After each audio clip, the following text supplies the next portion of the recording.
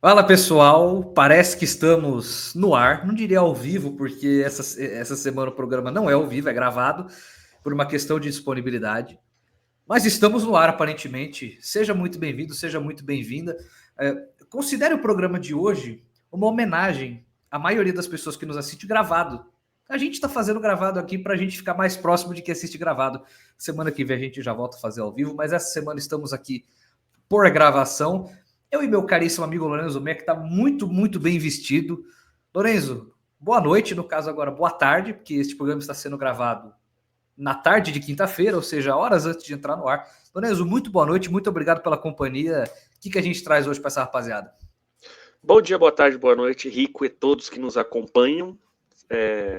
Estamos, como você bem disse, estamos fazendo gravado, excepcionalmente gravado dessa vez, por uma questão de agendas. A gente não conseguiria estar disponível na noite de quinta-feira para fazer o programa, então a gente vai fazer gravado. Então, gravado, infelizmente, não leremos os comentários, não será possível a leitura dos comentários, a participação, a interatividade é uma pena. Mas semana que vem a gente volta no sistema normal. A parte boa é que a gente vai ter tempo para comentar essas dezenas de contratações que foram anunciadas essa semana, falar um pouco do panorama, né, que a gente está analisando para a Série 2, para a Série 3, quem já anunciou uma boa quantidade de jogadores, Marília, Comercial, na Série 3, times que ainda não anunciaram nada, mas a gente sabe que podem ter muitas dificuldades, e tem uma nova carta no baralho, nesse caso, que a gente vai falar durante a live. É interessante para quem disputa a Série 2, tem um time com boas possibilidades de ter um orçamento enxuto e um campeonato de briga contra o rebaixamento que a princípio não estava nessa conta. Então tem bastante coisa para conversar, e o programa de sempre, muito assunto, Série 2, Série 3, Série 4, tudo que a gente tem para conversar das nossas queridíssimas divisões de acesso. Correto, todo o nosso leque aqui hoje apresentando todas as nossas cartas. Hoje, infelizmente, não poderemos ler os comentários, mas a gente conta com vocês para seguir o Escanteio SP em todas as redes sociais, nas principais redes sociais, eu diria. Estamos em todas elas como Escanteio SP, é impossível errar. Se tiver dois, um é cópia, então avisa a gente que a gente vai atrás do sujeito. Mas em todas Falando estamos Escanteio nisso, SP. vamos Lá começar vem. com uma história aleatória, né? Quem acompanha os jogos do Corinthians vê que tem uma turma que se posiciona ali perto do escanteio, que se autodenomina também escanteio. E bom deixar Sim, claro que todos não os tem nomes assim. absolutamente nada a ver com o escanteio aqui, por mais que o logo deles também seja muito parecido com o nosso. É muito, muito parecido. Eu não É sei nem. idêntico, acho. Eu também não lembro se eles chegaram antes, se eles chegaram depois, mas realmente não temos nenhuma ligação. A primeira vez que eu ouvi, eu fiquei até assustado. Falei, caramba! Será que o nosso membro corintiano que botou essa bandeira ali no escanteio? Mas, de fato, não temos nada a ver. E estamos em todas as redes sociais como Escanteio SP. Também convido vocês a inscrever no nosso canal. Ajuda muito a divulgação do nosso conteúdo e ajuda a treinar o algoritmo do seu YouTube, da sua conta no YouTube. E o like nessa transmissão também sempre é muito, muito apreciado por nós, por todo mundo que leva o nosso conteúdo para você. Lorenzo, já que você abriu aí o nosso leque, já que você deu as cartas, eu vou te deixar começar e vou te deixar você sugerir o primeiro assunto do dia. O primeiro assunto da noite, no caso. O que você acha que vale a gente começar? Vamos começar com o Grêmio Prudente, os reforços do Grêmio Prudente? Vamos Porque começar com o era Grêmio um Prudente. time que eu tinha uma expectativa grande, e ao mesmo tempo um pé atrás. Por que o pé atrás? Porque a gente sabe que o Grêmio Prudente está construindo um CT. Quando você se constrói um CT, é um investimento alto. Muitas vezes o clube prefere, nesses anos de construção do CT, diminuir um pouco a folha salarial do elenco para economizar para o CT. Mas aparentemente o Grêmio Prudente está conseguindo fazer os dois, construir o CT. Óbvio que tem uma grande importante do Diego Costa, da venda de Diego Costa, que jogava no São Paulo e foi jogar na Rússia, acho que foi na Rússia, né?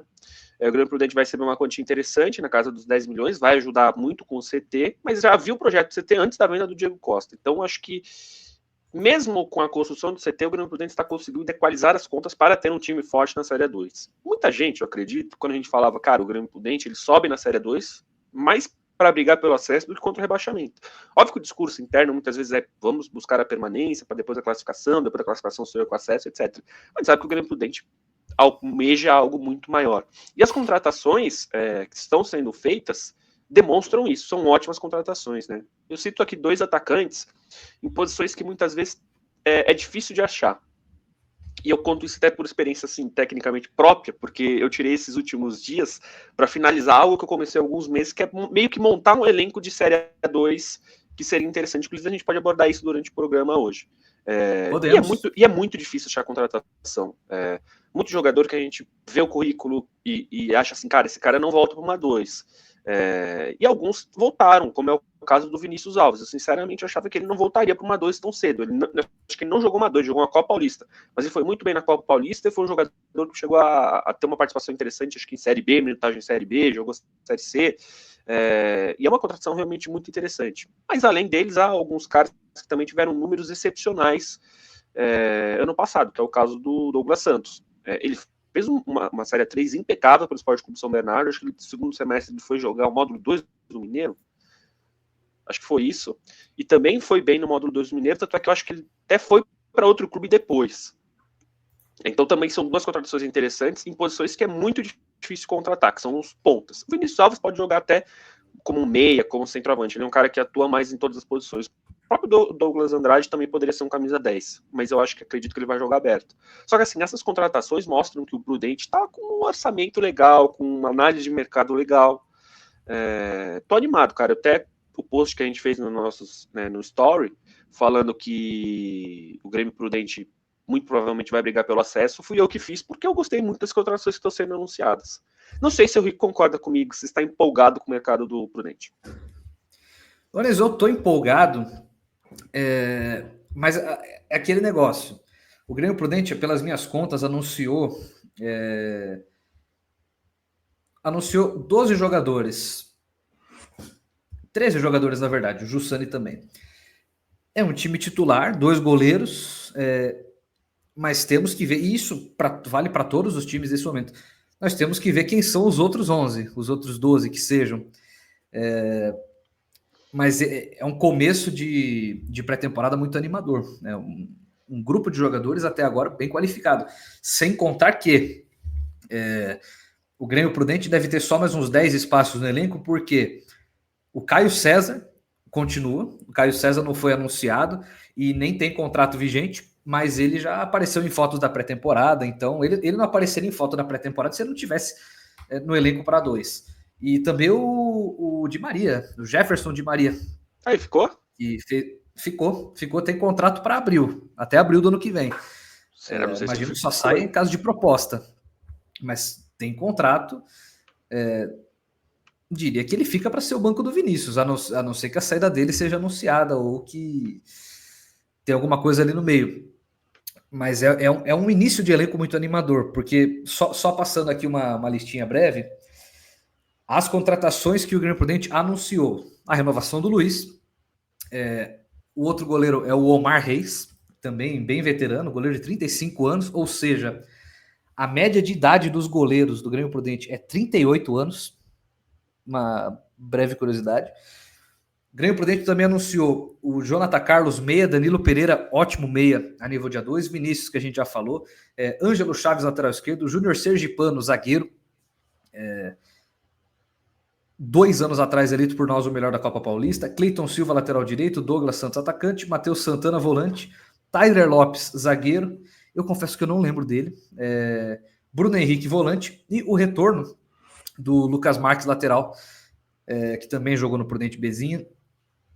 São os anúncios do Grêmio Prudente até agora. Restam aí contando que vai deixar 10 espaços.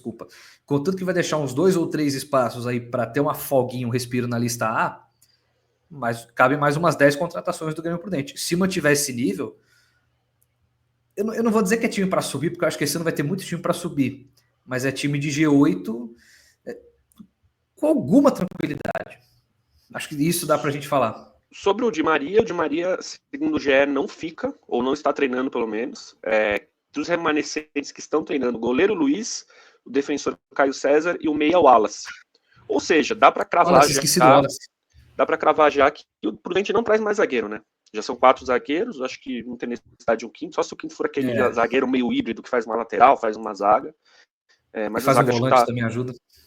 Pode ser. Mas a zaga está formada. O Lucas Marques, lateral direito ou esquerdo, não me lembro. Lucas Marques, meu cara, é lateral Direito. Porque o esquerdo, até agora, do anunciado é o Ângelo Chaves. E o Cleiton Silva é também. O Cleiton é lateral direito. Então falta um lateral esquerdo. A zaga, o sistema defensivo tá bem completo, né? Falta um lateral esquerdo Cara, e o Caio terceiro César, goleiro. Sergipano, Jussani, você já tem 3 zagueiros titulares dia 2. E ainda tem o Tyler, que eu.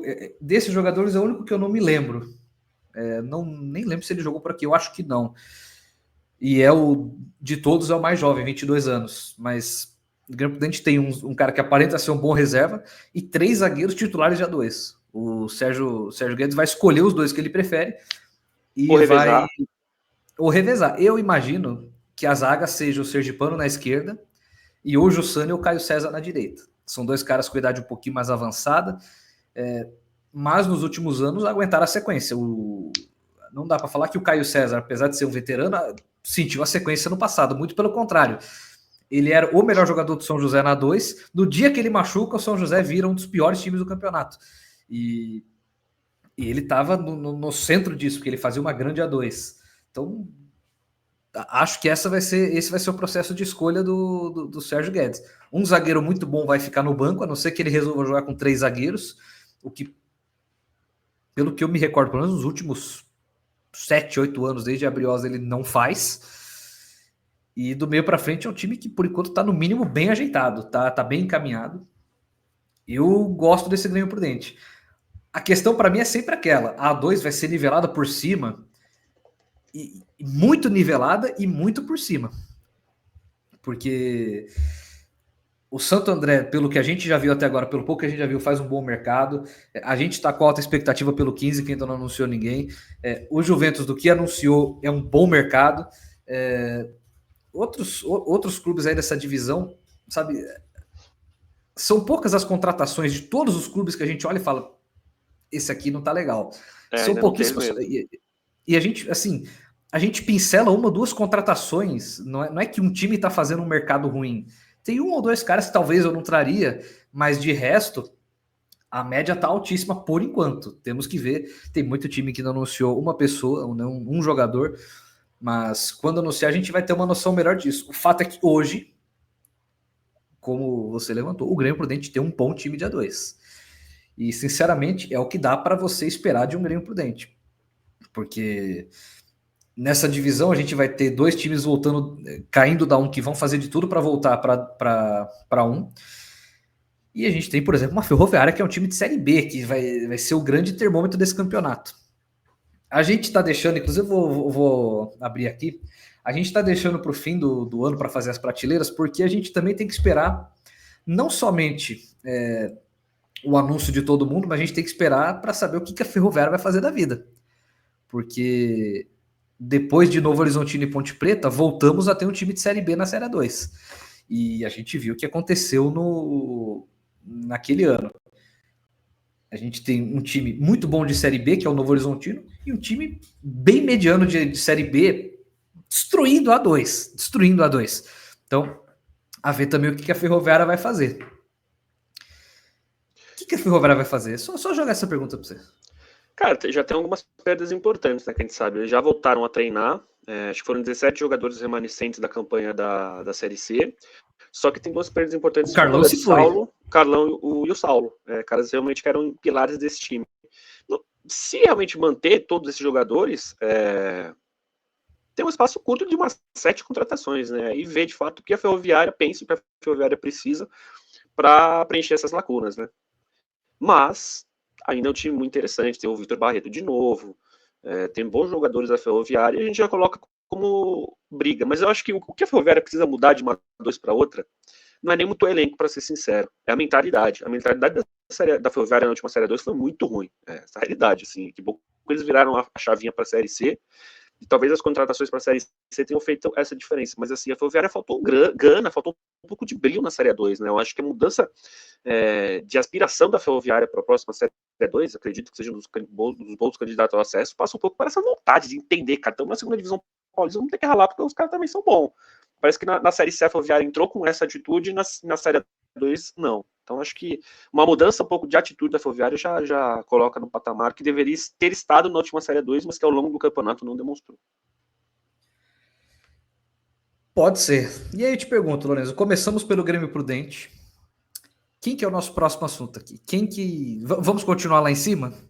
Bom, Pode ser. vamos, né? Porque é difícil a gente ir para baixo, porque até agora os times que a gente joga lá para baixo não divulgaram o elenco, não anunciaram ninguém. Quem que a gente pode destacar por enquanto? O Salino. Falar do Juventus, que já anunciou uma galera. Podemos. Inclusive você está muito bem vestido. Digo de novo, é a camisa mais bonita do mundo, não tem jeito. Sem clubismo. Sem clubismo algum. Inclusive, não preciso esconder meu time aqui, todo mundo sabe. E um dos motivos, para não dizer o principal motivo, é a camisa. Porque quando eu lembro, juro por Deus, eu lembro de quando eu vi a camisa do Juventus pela primeira vez, eu falei, caralho, é a camisa mais bonita do mundo. E, pois bem, Juventus, como levantou o Lorenzo, anunciou, fazendo uma conta breve aqui, 3, 14. 8... Rapaz, tá bom de conta. Anunciou 14 nomes para 2 do ano que vem. Sendo 3 goleiros, né? Indo por setor. 3 goleiros. Eu tenho dúvida se o Pedro Suzini pega a lista B. Isso é uma conta que eu preciso ver, porque eu não lembro a idade dele. Eu acho que ele estourou a idade já. Ele é de 2003. 2003 estoura a idade, né? A lista B é 21. Pois bem, 3 goleiros, que são o Pedro Suzini da base, o André Dias, que todo mundo conhece, e o Caio, que jogou a última 2 como titular, voltou.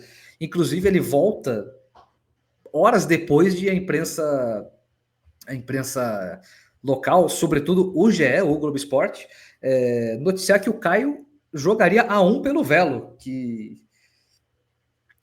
Inclusive, assim, sinceramente, se ele teve as 2 opções, eu escolheria jogar 1 pelo Velo. Mas nunca vamos saber se isso foi de fato uma opção. O que pegou, eu acho que no caso para ele ir para o Juventus, é porque assim, ele provavelmente vai ser o titular. Por mais que o André seja um grande goleiro, ele já foi o titular. Como foi no ano passado, como foi esse ano. Como foi esse ano, né?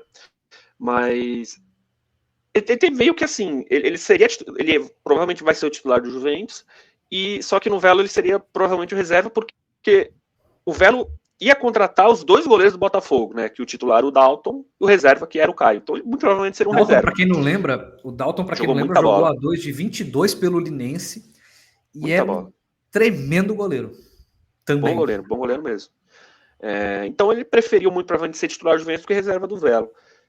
Eu entendo a decisão, assim, eu acho coerente, acho aceitável. Enfim, boa contratação do Juventus. E o negócio que eu gosto, a gente viu no Juventus, a gente vê alguns clubes de vez em quando, acho que o Grêmio Prudente vai ser, não sei se vai ser o caso, mas pode ser o caso por ter 2 goleiros experientes. É bom quando você tem mais de um goleiro que você confia que pode entrar em campo e jogar, porque o goleiro é só um. O André não dá muito para você dar ritmo de jogo para um goleiro.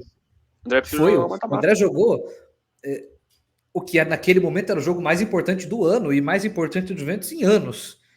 E ele foi o melhor jogador em campo. Então é bom você ter mais de um goleiro que você confia. Porque imagina, teu goleiro toma o 3º amarelo, jogo de mata-mata, e o teu reserva não é tão bom. Ou é o garoto de 20 anos, 21 anos, também é uma fogueira danada. Por mais que seja bom... Não, e outra, vamos supor que fosse só o Caio, ou o André e o Pedro. O Pedro, a gente vê no aquecimento, o Pedro é um bom goleiro. Mas é até injusto com o garoto que a estreia dele no profissional seja um mata-mata dia 2, por exemplo, contra um time no papel mais forte. Então tem que pensar nesses cenários. Pois bem, 3 goleiros. O setor defensivo tem Léo Santos, Felipe e o retorno do Guilherme Matos na zaga. Lateral direita tem o Arthur, lateral esquerdo tem o Carioca, que vai jogar sua primeira 2. Seja bem-vindo, Carioca. Meio campo tem o Pedrinho volante, o Marzagão volante, que para mim, na semana passada, eu disse que o Vinícius era a grande contratação dessa 2 até agora. Para mim, acho que agora é o Marzagão.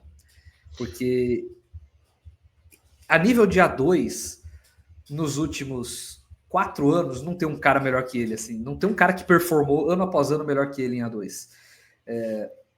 Tem ele, tem o Pedrinho volante, que jogou no São Bento. Betinho também fica, tem contrato para o ano que vem. E pelos vídeos que ele posta no Instagram, o joelho dele tá zerado. Mais à frente tem o Rafael Costa, meia, que foi campeão da A2 e da Copa Paulista, se não me engano, pelo São Bernardo em 2021, e jogou a Copa Paulista pelo União São João, bom meia. E o ataque tem Léo Castro, todos conhecem, Vinícius Soares, que jogou pelo 15 de Jaú, e tá faltando alguém? E o Anderson Magrão, pelo amor de Deus, o Anderson Magrão anunciado minutos atrás, que a gente tá gravando isso aqui no período da tarde. Lorenzo, mesma coisa do Grêmio Prudente para mim. Time titular, nota 10 até agora.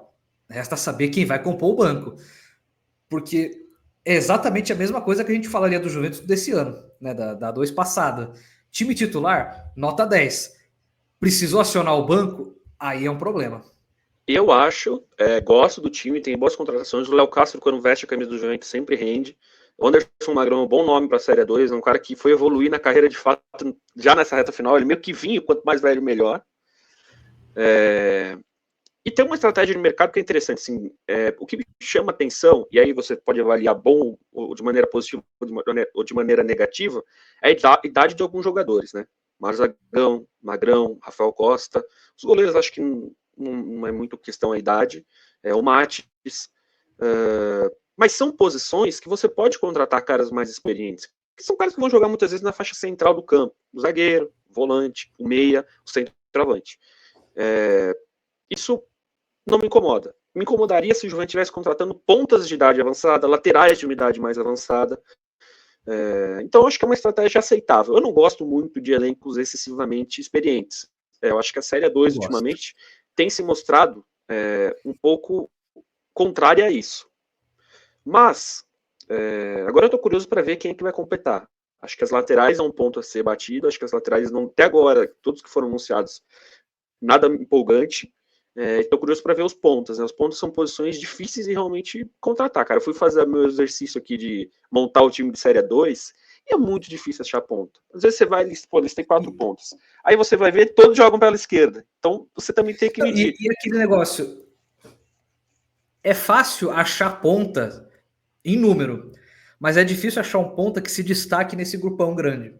Porque e a realidade é que assim, dá para trazer 6, 8 pontos no elenco e botar os caras no meio, botar os caras centralizados.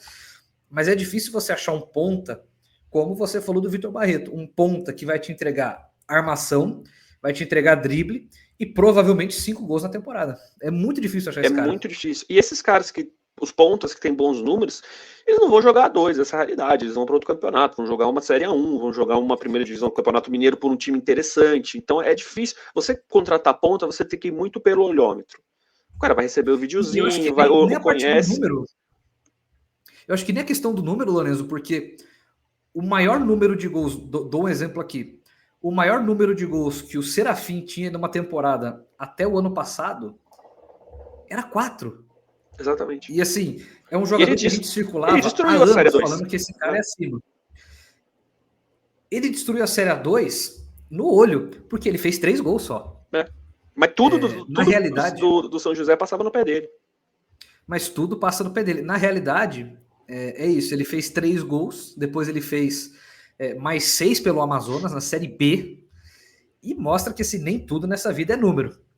Mas é muito difícil você achar um cara desse. Um cara desse é caro, um cara desse é concorrido, e nesse programa essa é a combinação perfeita para o time. Nesse programa aqui, eu vou te dar o próximo ponto à revelação. Eu coloquei no meu time que eu montaria para 2. É a carta fora do baralho. Acho que ele fez 28 jogos esse ano e não fez gol. Você vê que é puro olhômetro. Mas ele é um bagre? Não.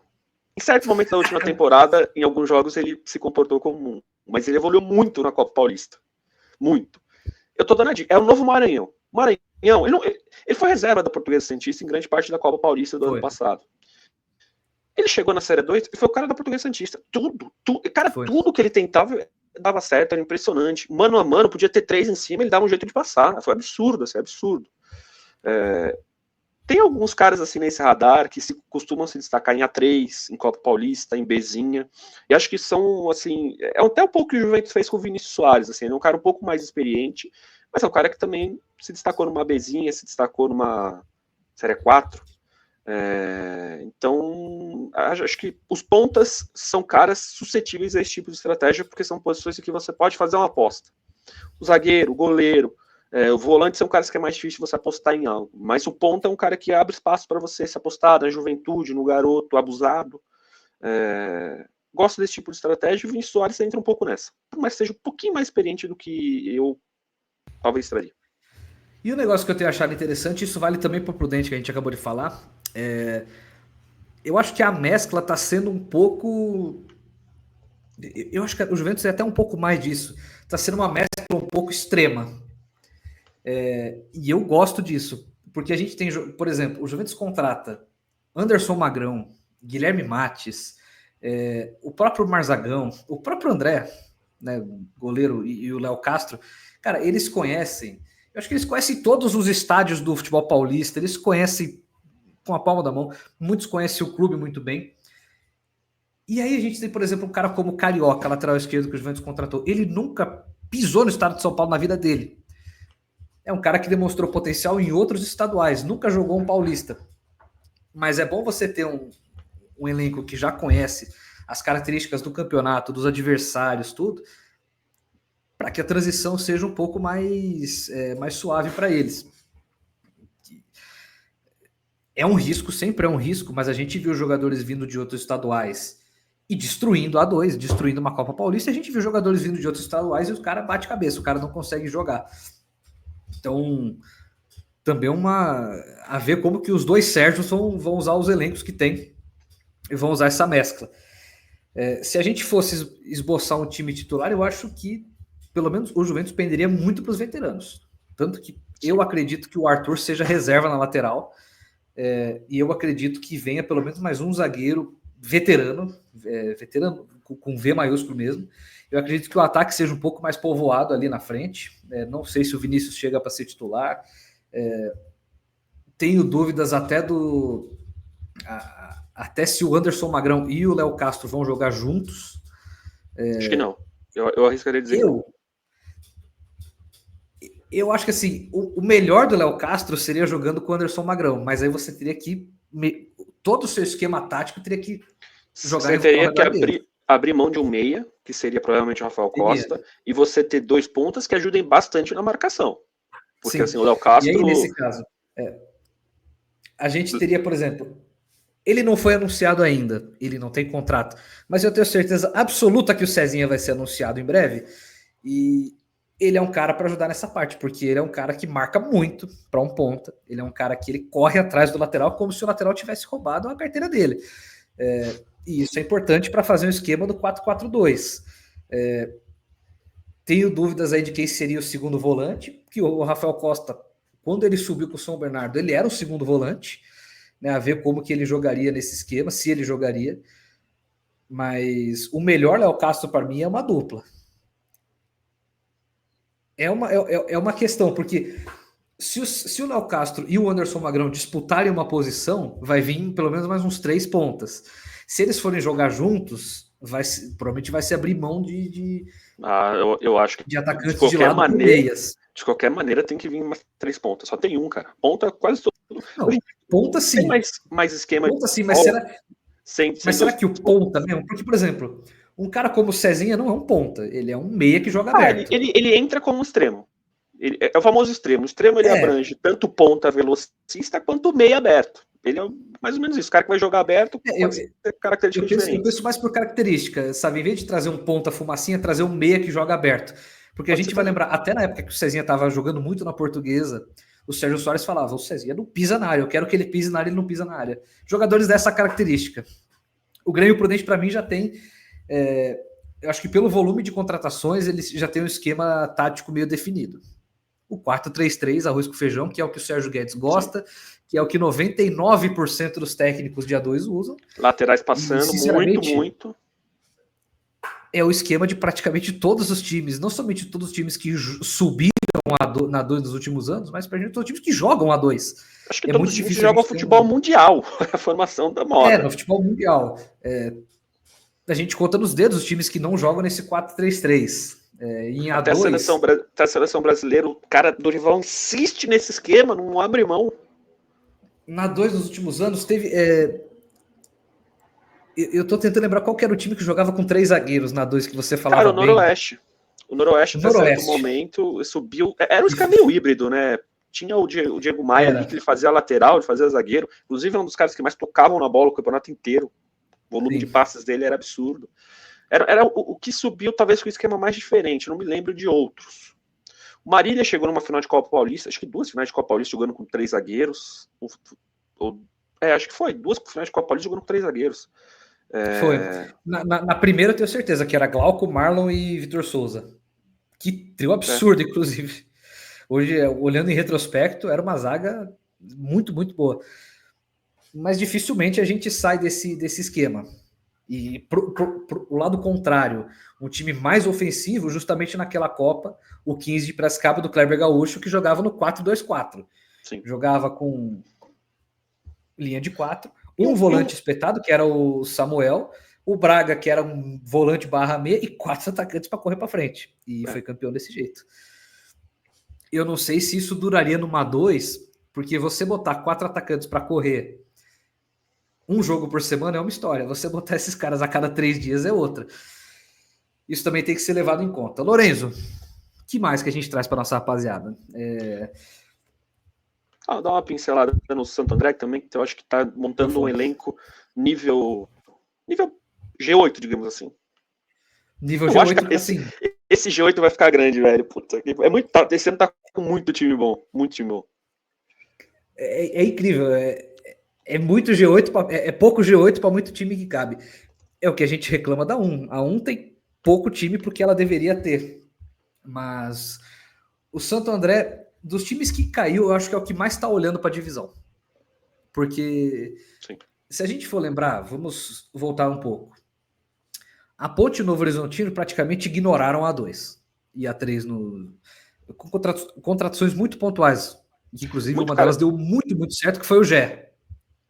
Mas foram poucos os caras que vieram de anos de A2 e jogaram em Ponte e Novo Horizontino. Teve mais gente até depois, que a gente lembra, o Paulo Baia, depois daquela 2, vai para Ponte Preta e hoje é um jogador de Série B de brasileiro. Ano passado, quem que foram os rebaixados? Ano passado? Foi o São Bento, não foi? Da 1? Da 1 para 2. Calma, mas ano passado, 2023 ou 2024? Ano passado, 23. Foi São Bento e Ferroviária. É verdade. São Bento e Ferroviária caíram. Mas na verdade eu falei o contrário. Eu quis dizer quem jogou a 2 rebaixado do ano de 2022. Que eu já tô entrando aqui, eu tô apanhando um pouquinho aqui. Foram São Bento e Ferroviária. Não. Então São Caetano e... Acho que foi São Caetano. Isso, São Caetano e São Bento. Eu esqueci do São Caetano porque o São Caetano foi... São Bento não. Em queda livre. Lorenzo, ignore. O fato é que é o seguinte... É difícil a gente ver um time cair da 1 para 2 e olhar o mercado da 2 com esse carinho que o Santo André está tendo. O Santo André, até o momento, isso eu não vou contar renovações que já tinham vindo dessa divisão. Não vou contar esse pessoal. O primeiro anunciado foi o Reinaldo. Goleiro campeão pelo Noroeste. Cara, dois dos melhores goleiros estão no Santo André, assim. Qualquer um pode escolher a dedo. Assim, é unido unité. Tanto faz, o Zé Carlos ou o Reinaldo. Pode escolher a dedo. O terceiro time de A2 que a gente levanta, que é time de G8, e os 3 têm 2 goleiros bons. Sim.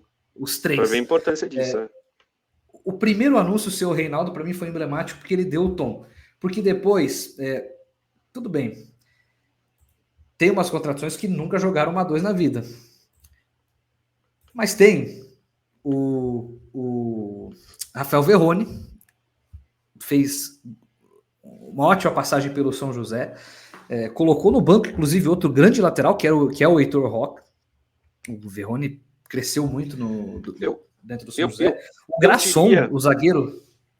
Eu diria que assim, o grande ponto forte do Santo André nesse momento é a defesa. Acho que a defesa já está praticamente formada e com ótimos nomes. Sim.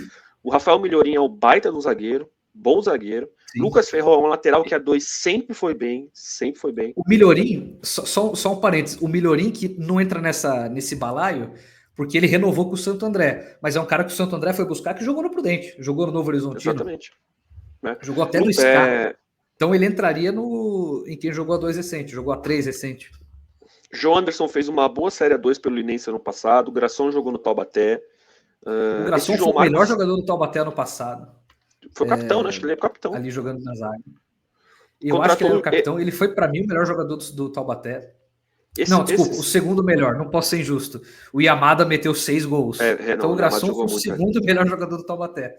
O João Marcos, Lucas que aqui eu confesso... Eu falei, mas o João Marcos, aquele tá na página do gol, tá zagueiro, volante, não sei qual que vai ser a posição, mas é o cara que fez 20 jogos da temporada passada pelo Cascavel e 3 gols. Nome que aparenta ser interessante, não o conheço para ser sincero. Mas assim, a zaga realmente está se formando um elenco muito interessante do Santo André, a defesa é bem forte, André Krobel também, deixa eu ver aqui o currículo dele, não me lembro dele de cabeça, mais um do Paraná, que vem do futebol paranaense, já tem passagem recente por Figueirense, Vila Nova, parece ser um bom jogador também. Acho que a defesa do Santo André está realmente recheada, assim. Eu diria que é o melhor até agora. Tudo isso treinado por um técnico que gosta de uma boa defesa, que é o Gilson Kleina. Exatamente. O Kleina, muitas vezes, ele foi cornetado por gostar, talvez, excessivamente de uma boa defesa. Mas é um time que vai dar trabalho, assim. Pelas contratações, não é um time que, pelo menos para mim, não vai estar no nível da Ferroviária, porque eu espero uma Ferroviária muito mais forte do que os adversários. Eu espero a Ferroviária, no mínimo, no nível de Ponte Novo Horizontino. Não naquele nível de separação entre os adversários, mas eu espero naquele nível de futebol, porque na primeira rodada a gente sabia que os dois iam subir, na última rodada os dois subiram sem sofrer muito. Sabe? Quando a gente achou que, por exemplo, o Noroeste ia dar mais trabalho, tomou 3-0 em Novo Horizonte, dado o nível do Novo Horizontino. Eu acho que é um time para, de novo, é mais um time de G8. A gente falou de 3 times aqui, ainda incompletos, mas 3 times que caminham para ser um time de G8. E quem mais que anunciou esse tanto de gente? O São José começou cedo e parou. Não, o São José começou e deu uma becada, né? Acho que não tem nem muita novidade pra gente falar aqui. Deixa eu até abrir aqui pra ver. Eu acho que eu tô até entrando no Instagram para ver se a gente comeu bola aqui, mas não. Ontem o São José anunciou o Fabrício atacante, Fabrício Pereira, que vem do Ipiranga de Erechim, mas ele foi o primeiro anúncio em 3-4 dias. 3-4 dias? 3-4 dias. 5 dias. 5 dias, porque antes foi o Alexandre Aruá, volante, 6 dias atrás. Um negócio que eu tô achando engraçado, não, interessante, é que parece que esse ano o São José vai ser o time dos forasteiros. Vai ser o time de quem nunca jogou a 2 ou não joga uma 2 há muitos anos. Cara, isso, inclusive, é corroborado pelo que o diretor, pelo que o executivo do São José disse para nós, disse ao Nicola no dia do conselho técnico. Que o Nicola até falou, até agora o São José anunciou poucos jogadores e só 2 ou 3 que tem passagem recente pelo futebol paulista, pela 2. E ele disse que viriam mais uns 7 ou 8, não lembro, 8 ou 10 com experiência na 2. Ou seja, mais da metade do elenco não necessariamente vai ter jogado a 2, sabe? E hoje, dos jogadores que o São José tem para jogar uma 2, quem que jogou divisão de acesso no estadual? Além do João Gabriel, que está lesionado e teria que agilizar para voltar para 2, o Jefferson volante, que tem contrato, o Ariel, que tem contrato, e o Martinelli, que subiu ano passado, e aí já acaba um pouco a experiência no futebol paulista. É uma abordagem oposta ao que os outros times de G8 que a gente pontuou até agora faz. É uma abordagem completamente oposta. Se no Juventus, no São José, no Juventus e no Grêmio Prudente, a gente conta nos dedos quem nunca jogou uma 2, no São José a gente conta nos dedos quem já jogou. Treinado pelo Moacir Júnior, que tem experiência na 2, mas que não está entre nós há alguns anos. Volta para uma 2 depois de 4 anos, né? A última foi se não me engano, foi aquela pela Portuguesa. Aquela passagem péssima pela Portuguesa. Foi uma passagem muito rápida. Vamos ver. É uma abordagem diferente. Não é um absurdo. A gente já viu outros times fazendo isso e tendo sucesso. Eu Até o acho Velo, ano passado, se a gente for olhar, o Velo fez um pouco isso ano passado, mas que eu acho que não com esse grau. São Bento fez muito isso. E a primeira fase foi realmente muito boa, somente sobrou. Mas no mata-mata caiu logo pro vice-campeão, né? A gente sabia que seria um jogo complicado pro São Bento. Mas eu acho que pode ser, de fato, uma nova realidade de mercado. Você focar em jogadores mais de fora. Isso passa muito também pela contratação dos novos treinadores e do novo dirigente, né? Do novo gestor. São caras que, assim, estavam fora de São Paulo. Então, talvez eles estejam mais acostumados a olhar para fora de São Paulo. Tenham mais conhecimento do mercado de fora de São Paulo. Isso faz parte. Eu acho que é uma tendência, porque assim, jogadores de mercado de Série A2, e aí eu cito o cara que foi artilheiro do ano passado, o cara que tem bons números todo ano e tal, são caras que todo time vai já entrar em contato tentando contratar. E esses caras normalmente. E eles se valorizam muito. Eles se valorizam muito. Tem cara que hoje em dia faz a carreira na Série A2 e ganhando bons salários. Bons salários, assim, ótimos salários. Então, cada vez mais a gente tem ouvido dos dirigentes que a saída muitas vezes é você olhar para fora do estado de São Paulo.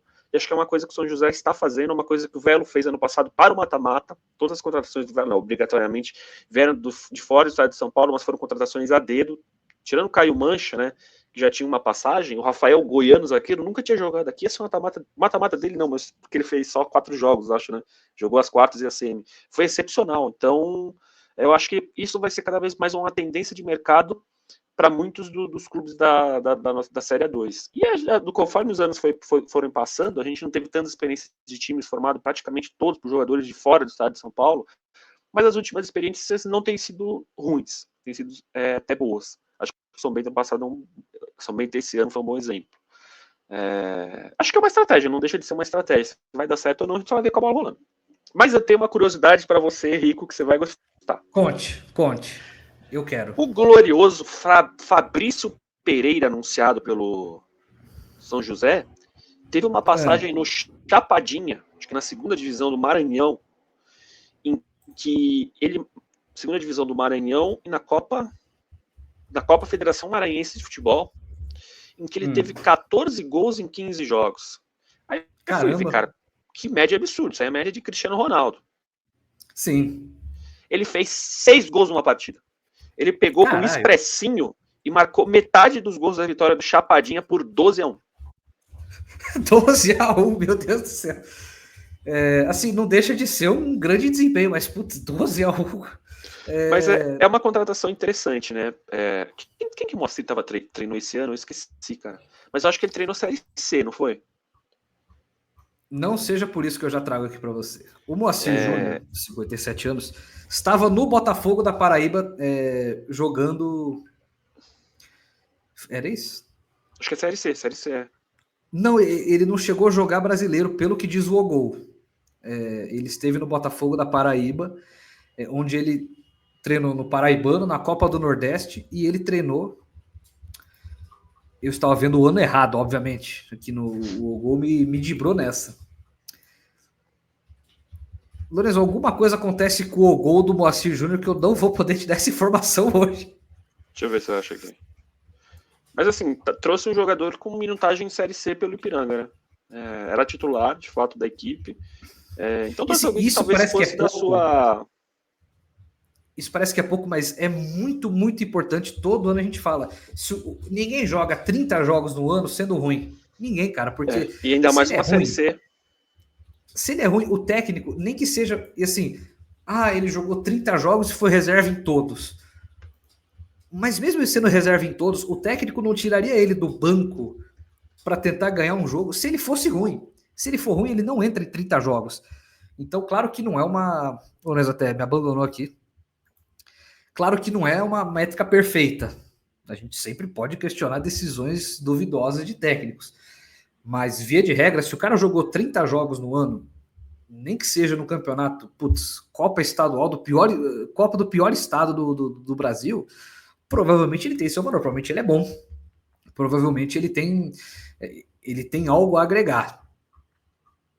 O Fabrício foi uma contratação que eu gostei, porque vendo números, ele tem uma grande quantidade de jogos. Esse é o segundo ano seguido dele jogando mais de 30 jogos por ano. 63 jogos nos últimos 2 anos.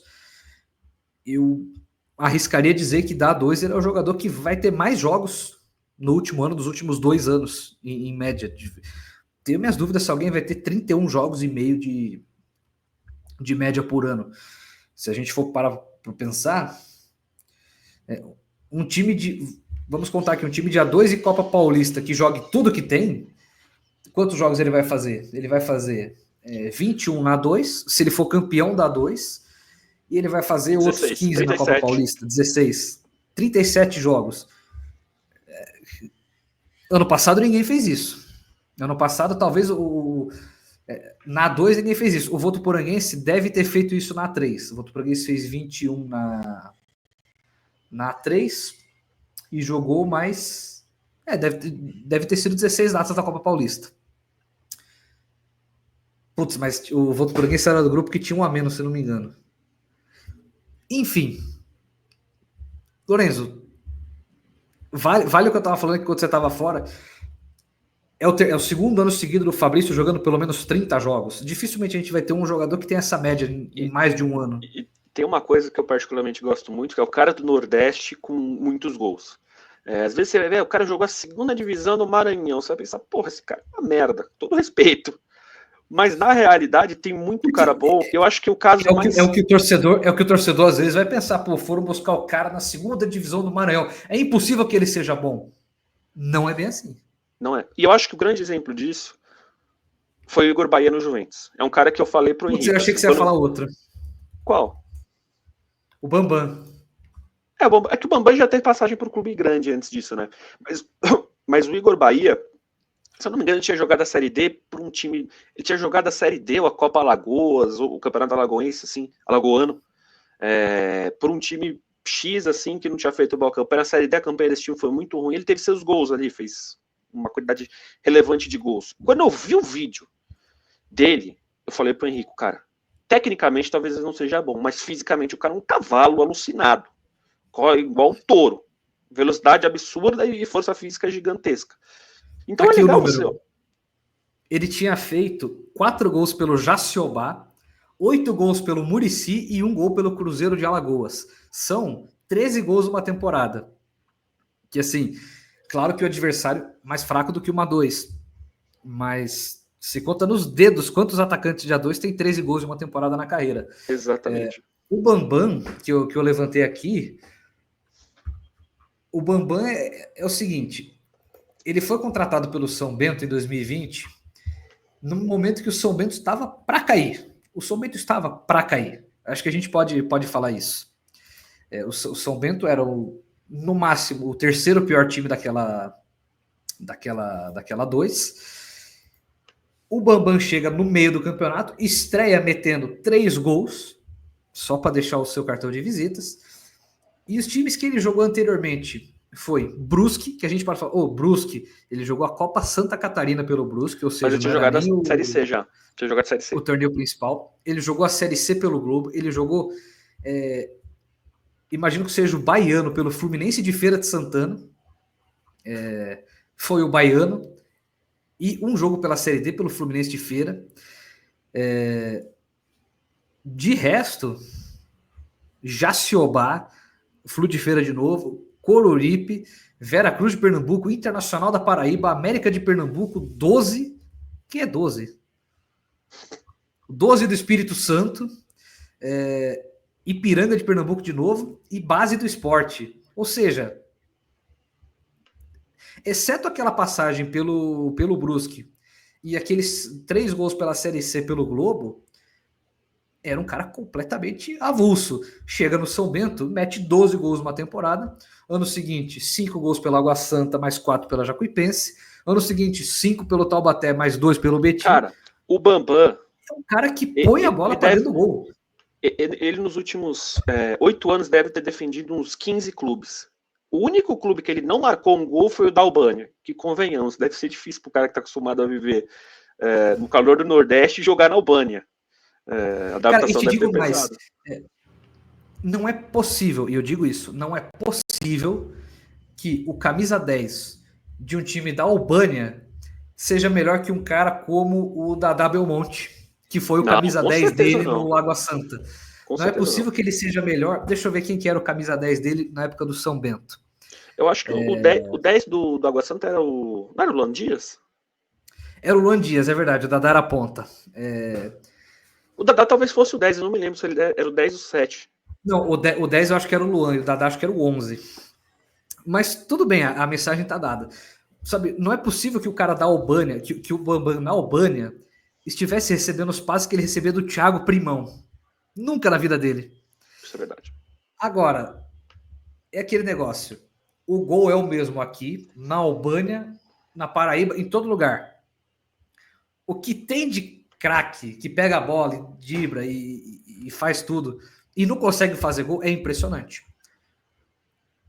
É o que a gente falou do Júnior Batata na semana passada. Eu prefiro um cara que seja tecnicamente menos abençoado, mas que ponha 5 bolas dentro do gol por temporada, do que um cara que, nossa, se ele jogasse no freestyle, se ele jogasse no futebol de areia, ele seria o melhor do mundo. Mas ele não faz gol, ele faz um gol em 15 jogos no ano. Esses caras são difíceis de achar, esses caras valem muito. E, de novo, vale a aposta do São José num cara como o Fabrício, porque os caras que provaram que fazem gol na A2 são caras caros. São jogadores caros. 3 desses caras hoje já estão anunciados pelos times que a gente acabou de falar.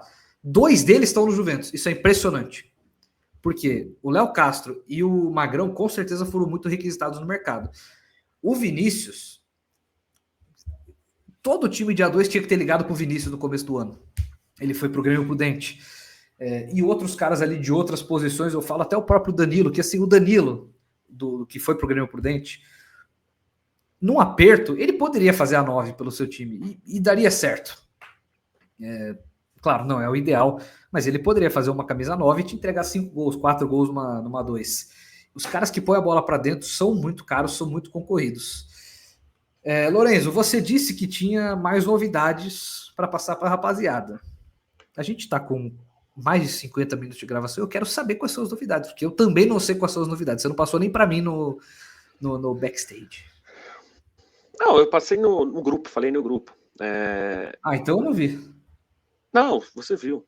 A novidade que a gente tem para falar, a gente tinha colocado o Portuguesa Santista como um time muito provavelmente na briga contra o rebaixamento por tudo, pelo extra-campo que o time passou essa temporada, né? Salários atrasados, dificuldades, enfim, todo esse enredo. No seu treinador de uma forma muito tardia. Mas tem outro time que a gente... É difícil de encontrar informações e tal, mas que a gente também pode colocar, e dá para até colocar mais que o Portuguesa Santista, talvez, numa briga contra o rebaixamento, que é o Rubrão. O que a gente recebeu de notícias do Rubrão não são nada animadores, né? Teve problema com salários atrasados nesses últimos meses. E parece que não vai haver um investimento forte para a Série A2. A gente tem que aguardar, de fato, para ver o que o clube irá fazer. Mas a gente já teve até algumas saídas na comissão. Por exemplo, Renan Freitas, né? Um cara que já foi treinador, era preparador físico, se despediu do Oeste. Então, o que a gente está sabendo é que a realidade do Rubrão para esse ano não é briga pelo acesso, como já não foi ano passado, e sim, talvez, permanência na divisão. Então, é mais um time que a gente acredita. Porque o Santista é difícil falar também, o Oeste também, porque a gente nem sabe, né, qual vai ser o time. O Portuguesa Santista a gente pressupõe por conta da situação complicada, mas assim, o Oeste é um time também para ficar de olho nessa questão do rebaixamento. Vamos aguardar o pessoal que acha que a gente... Vamos aguardar de fato a montagem do elenco. O pessoal que acha que a gente é a turma do Scooby-Doo para ficar resolvendo mistério. Exatamente. Mas é um time para ficar de olho com boas possibilidades de talvez brigar contra o descenso. E a gente lembra que assim, o Oeste é o time que mais dá trabalho, talvez na A2, porque se a gente for pensar da parte esportiva, é o time que menos dá retorno, porque é o time que menos põe gente no estádio. É o time que tem menos apelo popular. Se a gente for fazer uma conta, se um Grêmio Prudente, todos os times de massa que a gente tem nessa 2, e times de massa que eu digo, times que não tem milhões de torcedores como o Corinthians, mas times que põem gente dentro do estádio, times que têm aquela porção da sua cidade, do seu bairro, da sua região que seja, que vão ao estádio. O Grêmio Prudente, numa semifinal de A2, põe 10 mil pessoas no Prudentão. Numa A2, 20 mil. Cara, valendo acesso, imprudente, 20 mil. Mas, na faixa dos 10 mil, o São José numa semifinal de A2, o Grêmio Prudente numa semifinal de A2, o 15 numa semifinal de A2. Na casa dos 5 mil, o Juventus, porque é o que cabe no estádio, um Taubaté pôs 5 mil numa semifinal de A2. Eu diria o Ituano, mas não sei, sinceramente eu não sei. Eu acho que depois de uma queda da Série B eu tenho minhas dúvidas. Mas sabe, tem uma porção ambriosa, põe 7 mil pessoas em Eurico Mursa numa decisão de acesso.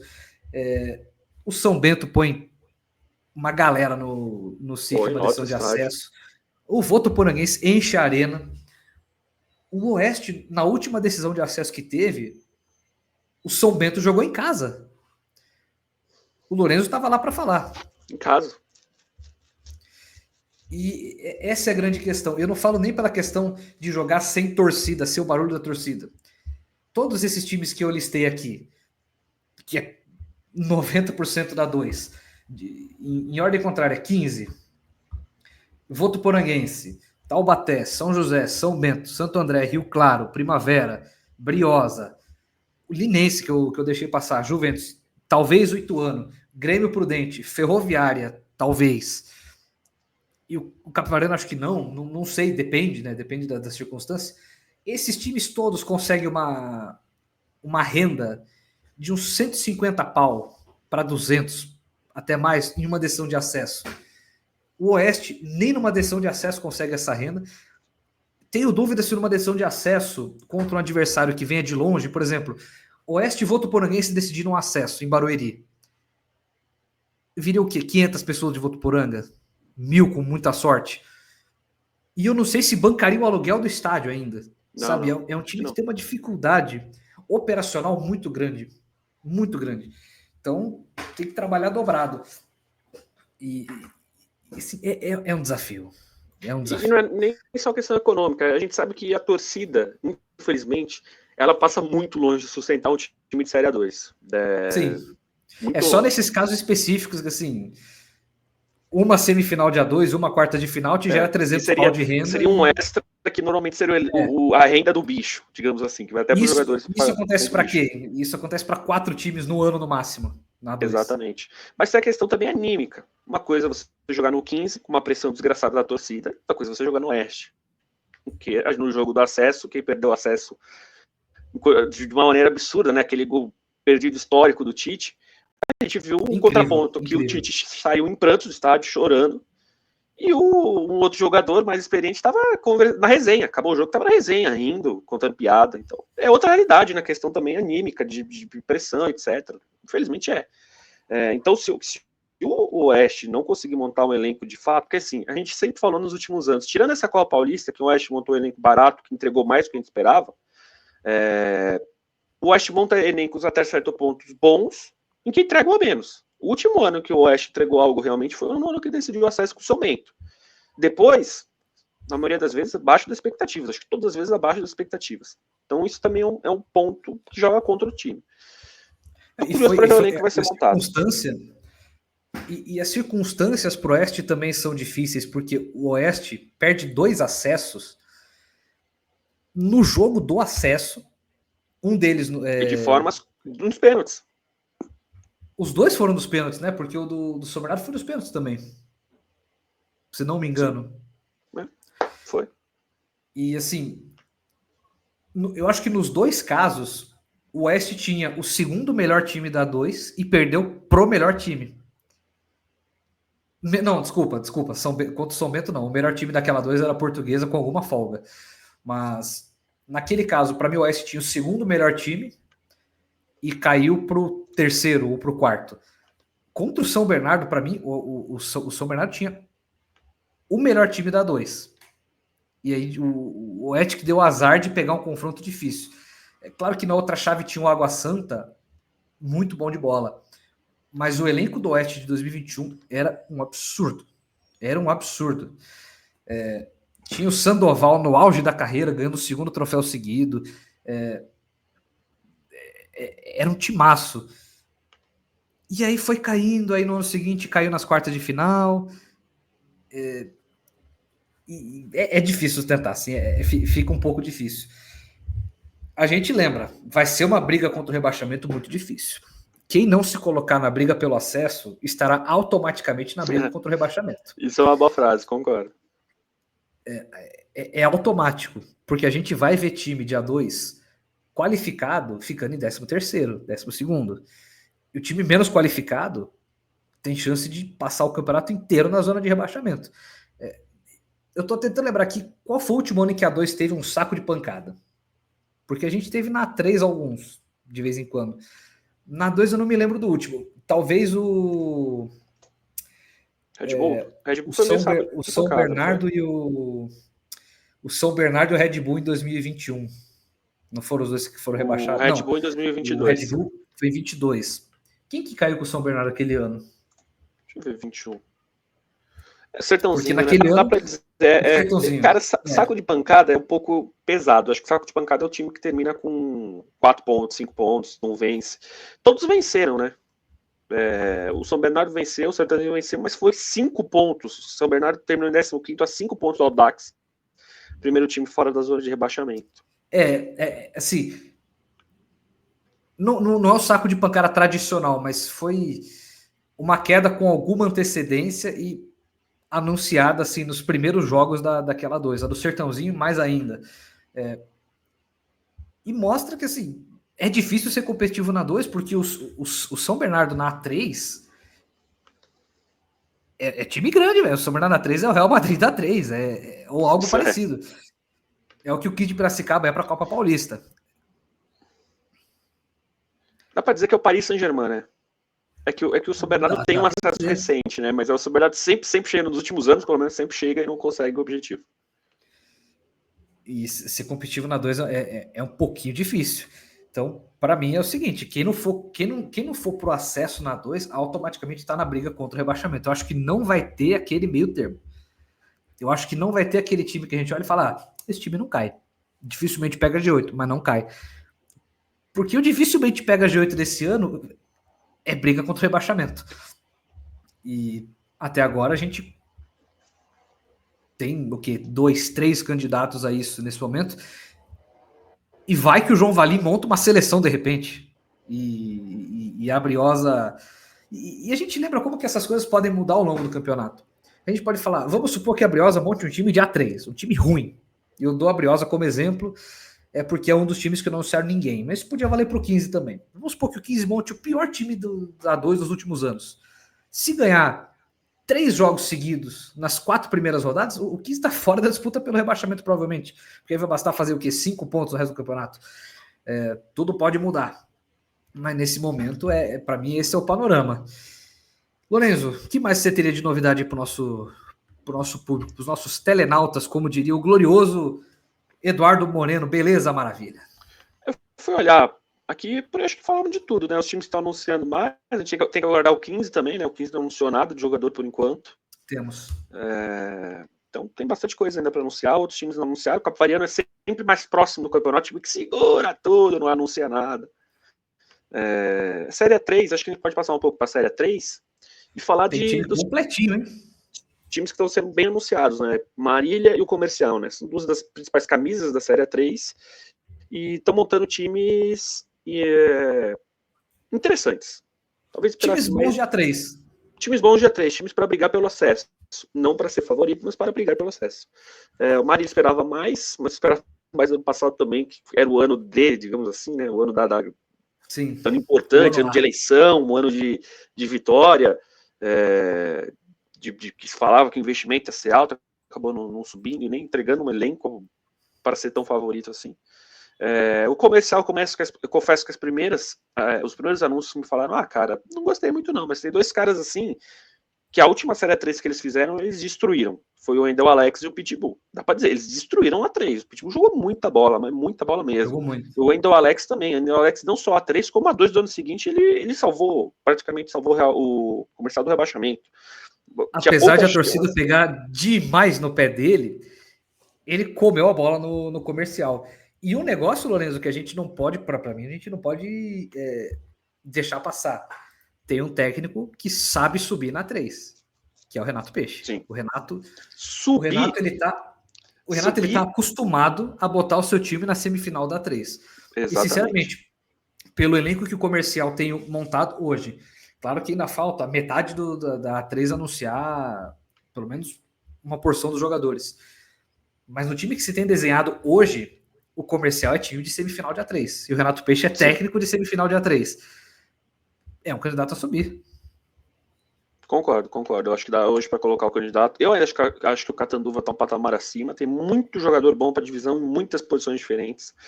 Acho que está realmente um patamar acima, mas se credencia entre os favoritos, sim. Acho que houve uma. Se a gente fosse fazer. Sabe aquele termômetro da 3? Os primeiros anúncios e tal. Agora eu acho que o Comercial ele sobe um pouco mais. Acho que o Maria também é um elenco que talvez falte o cara para desequilibrar uma Série 3, na minha opinião. O cara que desequilibra, o cara que, goleador, eu acho que tá faltando no Marília, mas o todo do Marília, o elenco do Marília é um elenco muito interessante pra Série 3. Tô curioso para ver o São Caetano é 4, caralho. Onde foi parar o São Caetano? Quem diria? Realmente. Mas até certo ponto tô gostando. Aguardo mais novidades, principalmente daqueles times meio fora dos holofotes, assim, a Itapirense, o Rio Preto parou de anunciar as contratações, já tinha feito alguns anúncios interessantes, mas parou, então acho que a 3 a gente tem que guardar ainda mais, né? Os clubes acabam, talvez por não ter um grande enfoque no departamento de comunicação, acaba sendo um pouco mais comedido. Um time que correndo por fora com bons anúncios, Rio Branco de Americana, tá? É verdade. Time interessante, time pra G8, a gente sabia aqui que tanto o Quinto de Jaú quanto o Rio Branco, qual que foi o outro que subiu? Deu branco. O Francana, porra. A Francana eu acho que é um caso à parte. A Francana tem seus problemas financeiros. Mas tem o Coringa Vantuil, que é um gênio. Mas gênio, no branco. Gênio da bola. Gênio da bola. Hoje, Lourenço, hoje, 21 de novembro. Eu preferia ter o Vantuil na seleção do que o Dorival Júnior. Mas aí não precisa de muito, né? Com todo respeito, o trabalho do Dorival é péssimo. Eu com todo respeito a todos os treinadores do Brasil, mas para mim pode botar qualquer estrangeiro na seleção que eu acho que vai entregar mais. Qualquer estrangeiro com experiência no futebol europeu. O que me pega nesse nível é que eu juro por Deus, cara, que tem técnico na 2 que para mim não deve nada pro Dorival e tá na 2. Concordo. O Seabra. Isso... O Fernando Seabra deve algo pro Dorival? Não. Era um treinador de A3 até outro dia. Dito isso, eu quero propor uma reflexão. Eu acho que hoje é consenso entre nós aqui que o Catanduva tem o melhor elenco da 3 até o momento.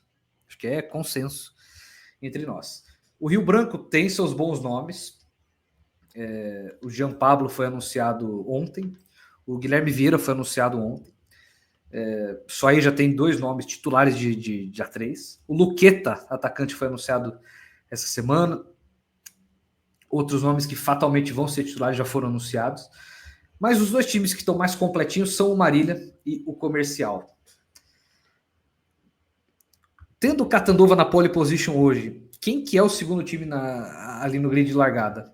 Eu tô, para ajudar aqui na reflexão, da minha cabeça esboçando o time titular. Comercial poderia ter o Iron no gol, Samuel e Vital na zaga, Marra numa lateral, Bruno na outra, Maurício de volante, Pitbull de outro volante. Aí a gente pode ter, sei lá, o Ninho fazendo o trio de volantes e o Barba, a gente pode ter o Leleco fazendo a ponta, Macena e o Wendel como opções para o ataque, o Jefferson também podendo jogar no ataque. Enquanto isso, o Marília teria o Wagner no gol, uma boa dupla de zaga encabeçada pelo Café. Anunciou o Samuel Balbino hoje, também tem o Dudu fazendo a lateral. Um meio-campo ali com o Rodrigo Andrade, o Regis Potiguar e o Krieger. É um bom meio-campo, tem uma boa qualidade de passe. No ataque ainda tem o Marcondelli, que eu tenho minhas dúvidas se ele jogaria junto com o Rodrigo Andrade, se ele iria para a ponta. Eu abriria o Marcondelli na ponta esquerda.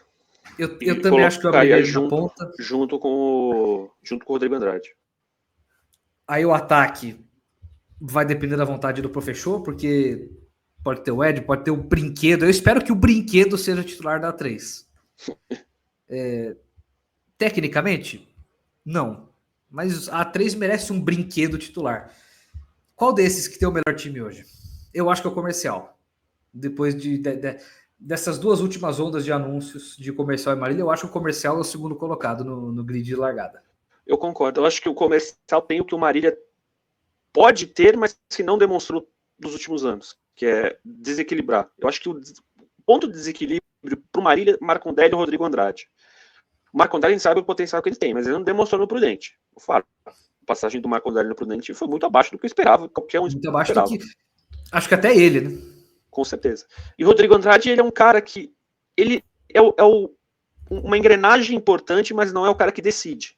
Ele é o cara que vai ajudar os outros a decidirem, mas não vai ser o cara que vai decidir. Só se ele pegar a batuta e mudar um pouco as características, finalizar mais e tal. Mas ele é o cara que vai fazer o jogo girar, vai se apresentar, vai, superioridade numérica para triangulação, vai... Ele é um cara com fôlego de garoto de 22 anos, digamos assim. O melhor futebol que o São José jogou nos últimos anos, que foi daquele da Copa Paulista, o Rodrigo Andrade, posso estar enganado, eu acho que ele não fez nenhum gol naquela Copa Paulista, mas ele era fundamental para o funcionamento do time. Tanto é que o torcedor pediu pela renovação. Sim. Assim, não que o João Gabriel não seja um tremendo jogador. O João Gabriel, para mim, é até melhor que o Rodrigo Andrade, um craque da bola. Mas, até por características, dava para encaixar os dois juntos. Da mesma forma que... Alguém ia ter que fazer a ponta. Da mesma forma que no Marília, dá para encaixar o Marcondelli e o Rodrigo Andrade juntos. E talvez esse seja o melhor Marília. Porque, para mim, o Marcondelli e o João Gabriel são jogadores parecidíssimos em termos de características. São... Na carteira de trabalho está escrito meia. Mas são caras que, se você abrir pela ponta, com a possibilidade dele pisar na área, ele vai meter 5 gols na 3, ele vai meter 6 gols. O Marcondelli, inclusive, já meteu, acho que 5, 6, 7 gols na 3 em que o Audax subiu. Eu acho que, se fosse eu esboçar o Marília, eu acho que teria o Rodrigo e o Marcondelli. E é justamente a posição que falta hoje no Comercial, porque o Comercial tem um número muito grande de volantes, tem jogadores que a gente confiaria para fazer a meia, por exemplo, o Vinícius Barba poderia ser o camisa 10, mas eu ainda acho que assim, no meu time ele seria o camisa 8, só que o meu camisa 8 seria o Guilherme Pitbull, então o Barba seria mais uma opção do que um titular. Tá faltando aquele camisa 10, aquele camisa 10 de fato, no Comercial por enquanto, mas em todas as outras posições, por exemplo, quando começar o campeonato, o Renato Peixe vai escolher se ele quer dar 9 pro Macena ou pro Wendel. Tem time na 2 que não vai ter essa escolha. Tem time na 2 que não vai ter o Wendel e Macena para escolher para qual dos dois ele dá 9. Isso é um negócio que eu quebraria a cabeça. Eu não sei se eu daria minha 9 pro Macena, pro Wendel, ou se eu botaria os dois para jogar juntos. Gosto do Macena, acho que por uma 3 é um jogador interessante, apesar de não ter ido bem no Marília no passado, ter desperdiçado excessivamente chances, mas a 9 é do Wendel Alex. Macena teve sua história, mas hoje o momento é o Wendel Alex. Não, mas a minha questão não é nem se o Wendel é o camisa 9 ou se ele é reserva. É se ele é o camisa 9, a única referência, ou se o Macena joga junto com o Wendel. Cara, o Macena viveu... Ele tem a capacidade de sair da área. Ele tem a capacidade. Eu acho que o melhor momento do Macena nos últimos anos foi jogando com, acho que era o Ronaldo, né? Naquele 15 de 2019. Era com o Ronaldo e com o Caio Mancha na 2 seguinte. Ele jogando como uma espécie de segundo atacante, sendo até certo ponto um garçom. Ele se adapta melhor a isso. Mas aí você teria que abrir mão de um meia. De fato, não há esse meia ainda, pelo menos não foi anunciado. Não. Talvez seja uma alternativa. E outra, se você abrir a página do Gol, você vai ver ao lado da posição do Wendel, pelo menos você via o Wendel Alex meia barra centroavante. O Gol contava como meia barra centroavante. Eu não sei se ainda é o caso. Eu acho que ele foi bem antigamente. Ainda tá aqui. Se você abrir a página do Wendel no Gol, tá aqui atacante barra meia ofensivo. São dois jogadores que sabem pôr a bola para dentro e dois jogadores que sabem dar a bola para o outro centroavante, dar a bola para o outro atacante. É mais uma questão de tática que aí vai depender do Renato Peixe. Nos últimos anos, o Peixe tem jogado mais com 4-3-3 mesmo, aquela formação de sempre. Até porque no Cachorrão ele tinha uma infinidade de pontos, parecia que o Cachorrão era uma fábrica de ponta rápido que pode ajudar no serviço, pode ajudar em fazer gol também. No Comercial, o ponta hoje, os pontas hoje são o Jefferson, que esse de fato é um ponta, e o Leleco, que é mais um segundo atacante do que um ponta de fato. Então eu tô achando que o esquema do Comercial, pelo menos pelo que a gente tem em mãos hoje, é um esquema de 4-4-2. É um esquema para fazer dupla. E aí eu não digo nem que seja necessariamente Macena e o Wendel. Pode ser o Wendel e Leleco entrando. Pode ser o Wendel e o próprio Macena. Se precisar de velocidade, tira um dos dois centroavantes, bota o Leleco numa ponta e bota o Jefferson na outra. É bom ter mais opções do que não ter nenhuma. E esse é o nosso desafio aqui, a gente tentar quebrar a cabeça para imaginar o que o técnico vai pensar ali na hora de botar o seu time para jogo na primeira rodada. E sim, o Lorenzo vai lembrar, e o pessoal que nos assiste vai lembrar, a primeira rodada é sempre cheia de surpresas. Porque tem ano que a gente tá certo que, por exemplo, time X vai jogar de tal forma. A gente tem, entre nós aqui, a gente tem o 11 ideal e a gente fala, o time não tem como fugir disso. Aí chega na estreia, o time tá completamente desfigurado. Tem cara que não foi nem relacionado, tem cara que tá no banco, tem moleque da base no time titular que a gente nunca tinha ouvido falar. A primeira rodada da 2 e da 3 é uma caixinha de surpresas. Todo time que a gente esboçar vai ter pelo menos uma posição que o técnico não concorda. E isso faz parte. Mas o que você ia falar? Cara, uma coisa que eu acho que existe até contrapontos entre os dois times, Comercial e Marília. Eu vejo Marília com uma defesa fortíssima. A defesa do Marília é boa, sobretudo os zagueiros. Café, ótimo jogador. Mais opções do que tem de vaga no time. Então, sai um, entra outro, vai manter o nível. Tanto é que o Regis Potiguar, eu falei, você falou o Regis de volante. Eu acho que ele vai ser volante mesmo, porque assim, já tem 4 zagueiros, mais o Regis, ele deve ser volante. Por mais que ele tenha feito mais zagueiro do que volante nesses últimos anos. Café, ótimo jogador pro nível de Série A3. Cara, esse Miguel Badi é um zagueiro que sabe construir muito bem. O Capivariano é um time que tem por característica buscar esse tipo de zagueiro. E ele fez uma boa Copa Paulista. Zagueiro que sabe construir. Dudu, ótimo lateral esquerdo. Bom lateral esquerdo mesmo. Jogou há 3 outras temporadas. Rodrigo Pereira, bom zagueiro também, ótimo zagueiro. Foi titular do Catanduva na última temporada, mas teve um episódio, se não me engano, uma atitude meio feia que ele teve, que ele tomou um gancho pesado e acabou atrapalhando a competição dele. E depois não jogou no Prudente, não sei porquê, né? Acho que nem chegou a jogar no Prudente. Ou jogou, deixa eu ver. Ele fez só 3 jogos pelo Prudente. Eu achei que ele seria até titular. E aí, fazendo uma pesquisa aqui, porque tem um jogador para mim que me interessa muito saber para onde que ele vai. Que é o Gustavo Brandão. Também, é bom zagueiro. Apesar de ter terminado como reserva no Monte Azul, é bom zagueiro. Foi o artilheiro da A4. Apesar de ser zagueiro, fez 9 gols na A4, mais um na Copa pelo Monte Azul. Tudo bem, foi reserva do Monte Azul na praticamente toda a Copa Paulista, praticamente toda a reta final da Copa Paulista. Mas ele entrava todo jogo, praticamente. Ele entrou na grande maioria dos jogos, incluindo na decisão, no que foi a volta da decisão. É um cara que eu tenho muita curiosidade, porque pela não fica no Rio Branco, tá? Isso já tá definido. Não volta pro Rio Branco. Pela 4 que ele fez ano passado, ele tem vaga em todos os times da 3, ou se não em muitos times da 3, nem que seja como reserva. E sinceramente, pelo nível pela capacidade dele no ataque, cara, ele joga 2, eu acho que ele joga 2. Eu juro por Deus, se eu tô no meu time, se eu sou um técnico de A2, eu contrato ele, e é o seguinte, eu falo, você é meu reserva.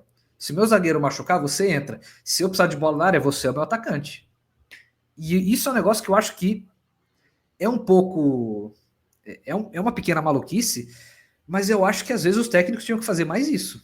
Porque não é porque o cara é um zagueiro que ele não saiba cabecear uma bola, que ele não saiba chutar uma bola. Se você pega qualquer zagueiro profissional contra um atacante amador, o cara vai ser melhor que o atacante amador. Se o cara tem 2 metros, bota ele na área. Se o cara tem um jogo aéreo decente, bota ele na área no fim do jogo. Esse é um cara que eu traria para o meu time de A2. É um cara que eu traria até para o meu time de A3 também, se tivesse... se ele não tivesse espaço na A2. E eu tenho muita curiosidade de saber qual que é o próximo clube dele, porque o ano que ele teve ano passado não pode passar em branco. Não pode. Ele já mostrou, assim, ele tem 2 temporadas a nível principal na carreira. E ele já tem 12 gols. O que tem de atacante que subiu nos últimos 2 anos de profissional, de base para profissional, que não tem 12 gols. que tem de atacante que foi promovido nos últimos 5 anos que não tem 12 gols na carreira ainda, e ele já tem 12 gols, zagueiro. 13 gols, roubei um gol dele, 13 gols. Eu queria dar uma pincelada rapidamente nessa questão do Maria, que eu falei que a defesa é boa, mas o ataque tá muito abaixo do que eu esperava. O ataque tava muito abaixo. Assim, não tem ninguém aqui que me chama a atenção, sinceramente. O Edipo, ele chegou a jogar um tempo pelo uma série 2, uma série 3 pelo Grêmio Prudente, e assim, sinceramente, foi o ponto fraco do time. Tinha muita dificuldade de criar chance de gol, por mais que o esquema do Ademir Fezan prejudicasse ele, que o Fezan gostava muito de que o atacante saísse um pouco pro ponta fazendo filtração por dentro. Mas assim, nada me chamou a atenção no ataque do Marília nesse momento. Nada. Pode ser apostas, ataque a gente sabe que a 3 não dá para olhar os números, porque o cara que tem número já tem dificuldade para ir uma série 2, uma série 3, então nem se fale. Agora eu queria falar rapidamente do Rio Branco e pedir um favor para você. Mas, Pode falar. Não, eu só ia completar que eu acho que o titular vai ser o Lucas Lima, o centroavante. Também acho. Mas se não me engano, o Lucas Lima meteu 5 gols pelo Bandeirante. Meteu 5 gols pelo Bandeirante. Fez 5 gols também no Itabirito. Não jogou no São José. Isso que eu tô falando, o último campeonato dele, em 2023. Ele não entrou em campo profissionalmente ano passado. Ele vem de uma lesão de joelho séria. Ele estando inteiro é o titular. E eu estenderia não somente a defesa do Marília é muito boa, mas o meio campo para mim tá bom. Também. Eu acho que o meio campo do Marília hoje talvez seja o mais forte do que o do Catanduva, talvez. Porque tem muito jogador de A2 nesse meio campo do Marília. Para mim, o Rodrigo é jogador de A2 e o Regis Potiguar poderia ser um jogador de A2 se ele quisesse, né? Porque me custa acreditar que um time de A2 não daria vaga para ele nos últimos 2 anos. Mas diga aí do Rio Branco. Antes eu queria pedir, você consegue baixar aquela artezinha que eu fiz lá dos jogadores? Que eu contrataria? Consigo. Mas será que eu quero? Aí fica teu cargo. Eu vou baixar. Antes, aproveitar aqui para dar uma pincelada no Rio Branco, né? Outro time que chamou bastante atenção. Bons remanescentes da última temporada, Paim, David Lazari, Krigor, volante também. Tem bons nomes aqui. E tem algumas contratações interessantes, né? O Jean Pablo foi para o Rio Branco, acho que é um zagueiro muito interessante a nível de Série 3. Guilherme Vieira também é um jogador interessante, acabou não jogando muito no Juventus, né? Mas é um bom jogador. E até para nossa surpresa, né? Porque a comissão técnica falava muito bem dele e ele não jogava nunca. Luqueta também é um atacante interessante, foi bem pelo Desportivo Brasil do Fábio Totti, que era um time que não fazia lá muitos gols, mas ele sempre estava ali aparecendo bem, chegou a jogar até como camisa 9 em certos momentos.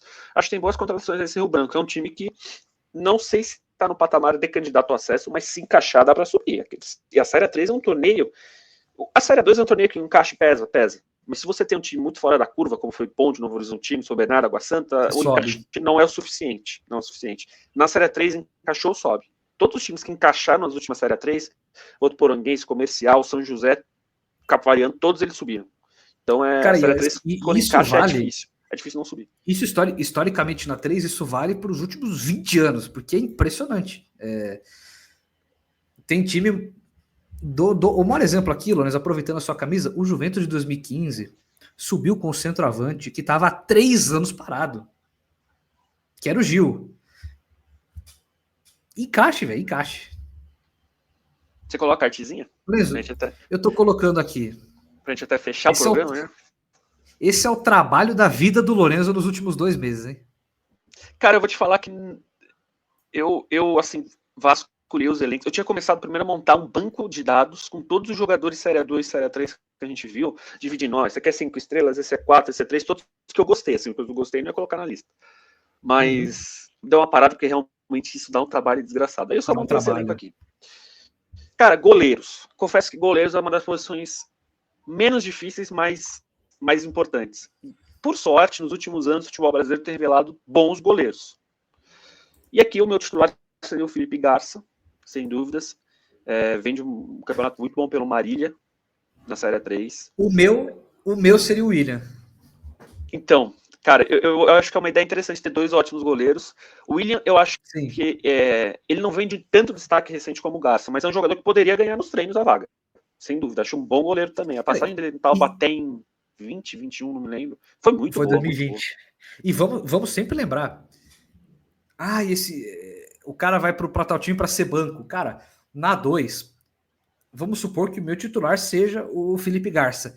Ele pega uma gripe e perde, e fica uma semana de cama. Ele perde 6 rodadas, porque depois dele voltar tudo, ele perdeu 6 rodadas. Qualquer lesãozinha, putz, torceu o pé, o músculo aqui tá puxando, 2, 3 rodadas, o cara perde. Então você tem que ter 2 caras, não digo assim no nível mais alto do campeonato, mas você tem que ter 2 caras, um no nível muito alto, né, do mais alto que você puder, e outro ali na prateleira de baixo, ali, um cara que seria titular numa 3, você tá no banco na 2. Tem os 2 times que tem os melhores goleiros nessa 2, Santo André e Juventus, tem 2 titulares e 2 no elenco, e é muito importante isso. Aí terceiro goleiro é muito de cada clube, você vai dar chance pro garoto da base, etc. Eu botei o Matheus Refundini, que é um goleiro acho que é cria da Portuguesa, né? E sempre foi segundo goleiro em vários times e tal. E é um cara que eu acho que é interessante para você ter no elenco. Mas eu acho que ele já tá na altura de segundo goleiro, e dependendo do time até primeiro goleiro. Mas é mais uma questão de luxo ali, e terceiro goleiro vai muito de cada um. O negócio é que quando ele entra pouco, mas ele entra bem. No Sertãozinho foi o que ele teve a maior sequência, ele foi bem, Cara, lateral direito. Seu jogador favorito? Meu jogador não é o meu jogador favorito, está entre. O meu favorito é o que está na arte, é o cara que engloba a arte. Mas, cara, eu gosto muito das características do Luizão. Eu gosto desse zagueiro um pouco mais defensivo. Pô, eu apaguei o cara da arte, agora que eu reparei. Não tem problema. Mas. Eu deletei o maluco aqui, coitado. O Luizão tem características que eu gosto, acho que é importante você ter no elenco, que é o lateral um pouco mais defensivo, né? Que você precisar prender ele como uma espécie de terceiro zagueiro, ele faz. Precisar, em certo momento, que ele ataque a linha do adversário, ele ataque. Então, eu gosto muito do Luizão, cara. Eu acho que ele é um jogador de Série A2 fácil. Eu acho que ele só não fica no Votuporanguense, ou não sei se não fica, na verdade, porque o Votuporanguense tem outro lateral excepcional, que é o Baracioli, que ainda é um pouco mais jovem. Então, entendo a opção do clube. Mas eu gosto muito do Luizão. E o Everton, um lateral com uma força física absurda. Não sei se você lembra dele, mas é o que jogou na Portuguesa Santista, que subiu com o Velo. Acho que é um lateral interessantíssimo. É uma contratação que eu acho que seria muito interessante para a Série 2. As passagens dele aqui em São Paulo foram realmente muito boas. As laterais esquerdas... Eu já estou colocando na tela de volta aqui. Beleza. A lateral esquerda não tem muito fugir, acho que é um pouco até do óbvio. O Foguinho. Lembrando que assim, eu montei um tempo atrás essa lista, então muitos já estão empregados, né? Eles estão ali só para um exercício de imaginação meu. O Foguinho eu gosto muito, a passagem dele no 15 foi muito bom, jogador de uma força física excepcional. Não saiu muito de bem, né, com a torcida do 15, Paulo Roberto, etc. Mas é um jogador que eu acho que vale esforços para trazer para uma Série A2. Acho que foi pro Betinho, até fechou com o Betinho. E o Renan Chaves foi um lateral muito interessante, fez uma baita Série A3 pelo DB no Brasil. Era um cara que já vinha de jogo pelo DB, era um cara que já vinha de Série A3 muito boas, um cara que sabe atacar, sabe defender, acho que é um lateral completo. É um cara que acho que poderia ser uma boa peça para muito time de Série A2. Aí a defesa, vou ser muito sincero com você, eu tive que mudar a defesa inteira. Inteira não, mas metade da defesa. Por quê? Eu tinha botado só zagueiro destro, não tinha me atentado a isso. E você precisa, em tese, o perfeito seria 2 zagueiros destros e 2 canhotos. Pelo menos um, vai. É muito difícil de encontrar zagueiro canhoto, eu acho que deve ser muito valorizado no mercado, muito, muito, muito mesmo. Aí eu fui no Jean-Pierre, que jogou no Comercial, jogou no Noroeste, um cara que vem de alguns anos em nível de Série D e Série C, já teve até acesso em Série D com a América, só que essa última temporada jogou pouco, fez 8 jogos. Acho que seria, dependendo do cenário de proposta que ele tiver, acho que é um nome interessante para a Série 2, um ótimo zagueiro. Esse Mikael é que jogou no 15 de Jaú, jogou na Itapirense. É um cara que todo jogo que eu vejo dele, ele tem uma presença de área no ataque muito forte, ele sempre vai bem na defesa. A Itapirense teve uma defesa razoável na Série 3, o 15 de Jaú teve uma defesa muito boa na Copa Paulista esse ano, e muito por conta dele. Acho que é um zagueiro que já passou da hora de jogar a 2, cara. Chega de A3, tem cara aí que merece estar na 2 há um tempo e tá sempre na 3, a 4. Realmente merece uma moral. Eu gosto muito desse zagueiro Mikael. E aí vem os canhotos que não estavam na lista. Esse Mikael até agora, eu acho que da lista ele é o único jogador que eu não lembro quem é. Não lembra? Mas depois eu vou dar uma olhada. Cara, ele é um tanque, ele é muito forte fisicamente, muito. Deixa eu ver a cara dele. Que fatalmente eu já vi jogo desse cara na minha vida, né? Você vai lembrar quem é, você vai lembrar. E aí vem os canhotos, né? O Sergipano não estava na lista. Já, agora sim. Bom zagueiro, né? Júnior. O Gol diz que ele tem 1,88, eu duvido. Acho que tem mais, né? O Júnior Sergipano e o Matheus Abreu, zagueiros canhotos, né?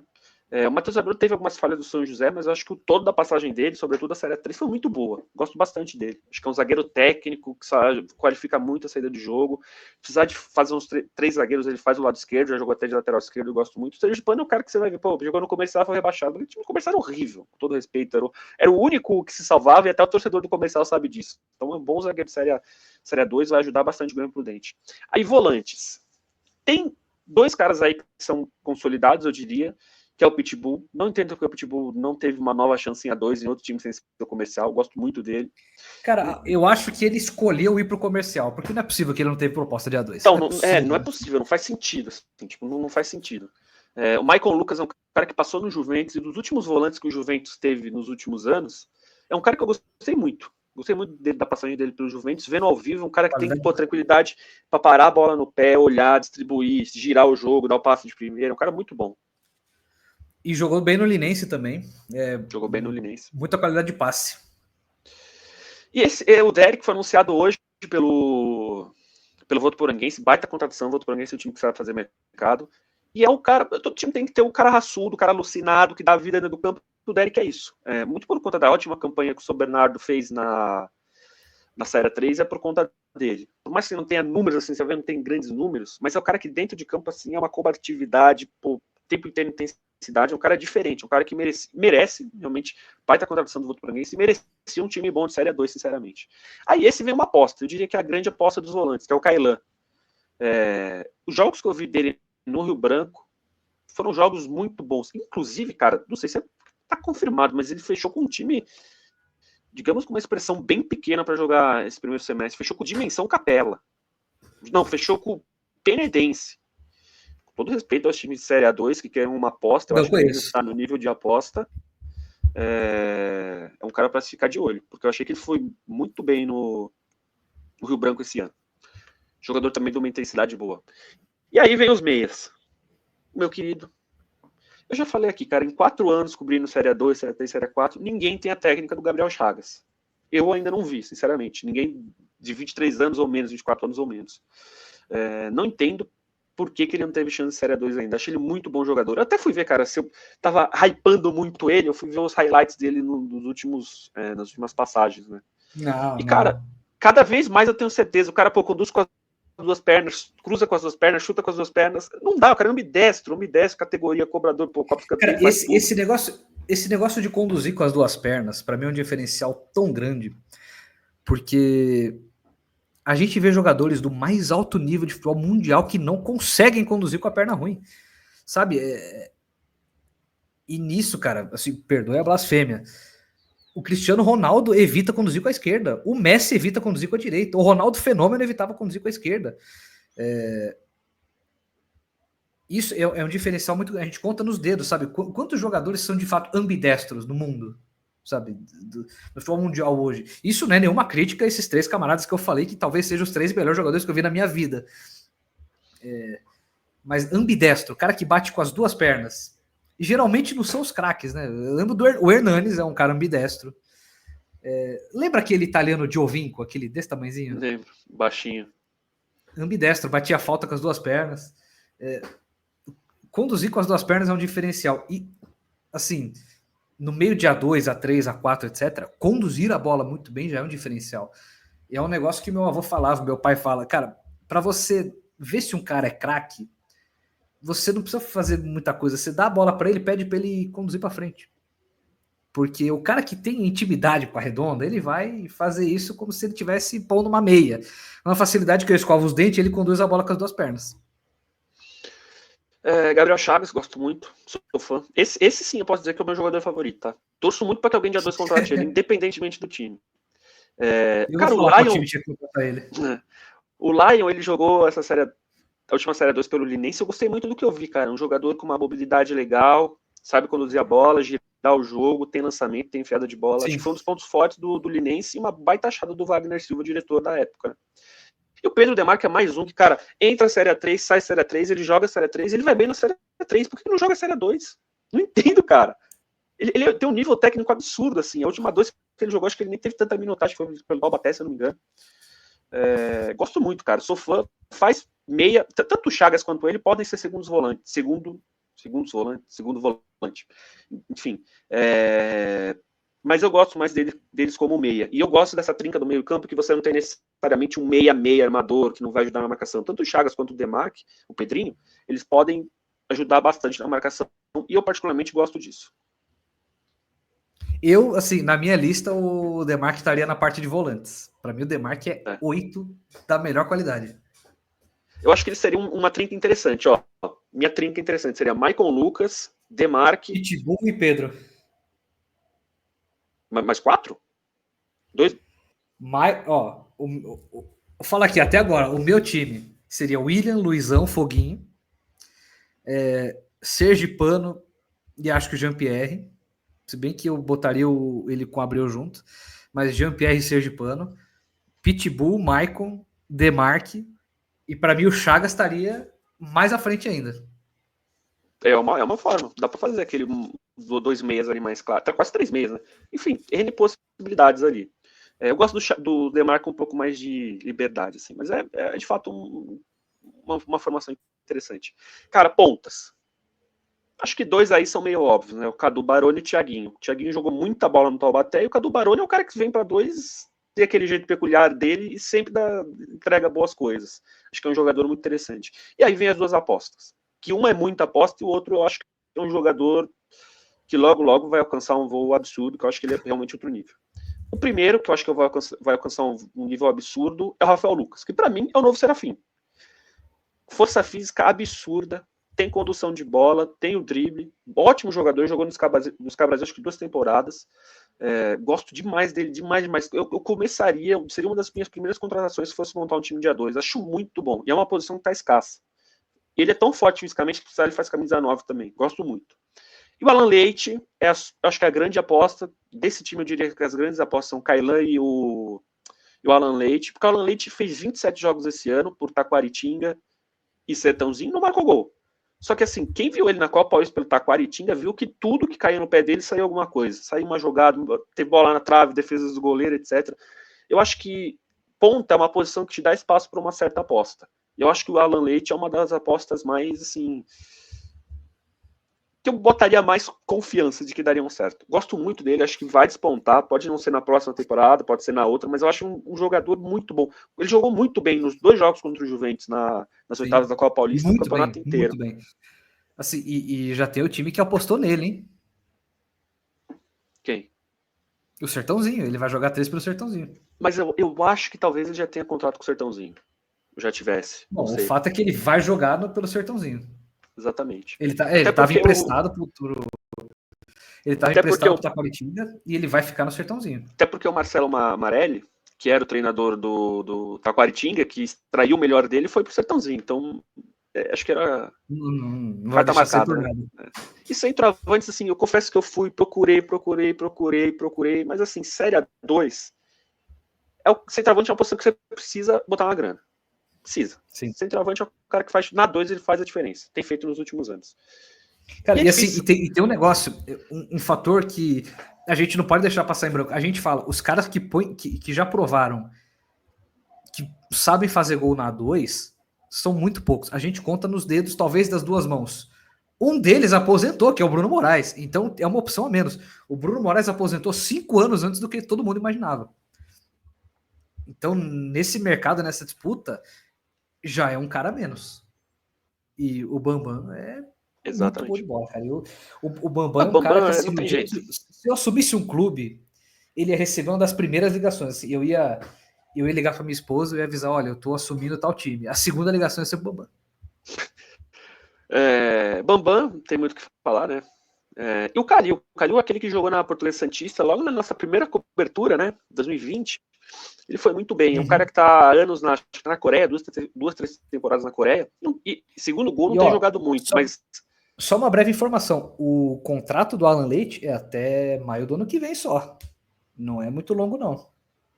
Eu já pegaria um cara que monitoraria para uma Copa Paulista. E o Calil, é uma opção que eu tentei trazer um pouco fora da realidade da Série A2 dos últimos anos, né? Por mais que ele tenha jogado, se não me engano, numa 2 pelo Oeste também, e não foi bem. Mas é um cara que eu gostei muito em 2020 quando eu vi, acho que tem características interessantes para um centroavante. Mas tem outros nomes que eu cogitaria. O Lucas Gadelha, acho que é um bom centroavante, salvou o Monte Azul aquele ano, fez alguns gols importantes no Oeste esse ano. Tem o Gustavo França, que jogou no Araçatuba esse ano, que também é um centroavantão forte, seria interessante. Acho que o centroavante tem algumas boas opções, mas eu acho que é uma posição que vale a pena você tentar trazer dois caras realmente de um nível acima, como o Juventus fez, por exemplo, Léo Castro e Anderson Magrão. Aí eu botei Bamba e Calil. O que você acha desse time aí? Bom time, bom time. Eu acho que é um time que, se é montado para dois, não cai. E sim, como eu imagino que metade desse pessoal aí não seja caro, para um time de baixo investimento seria uma boa, sabe?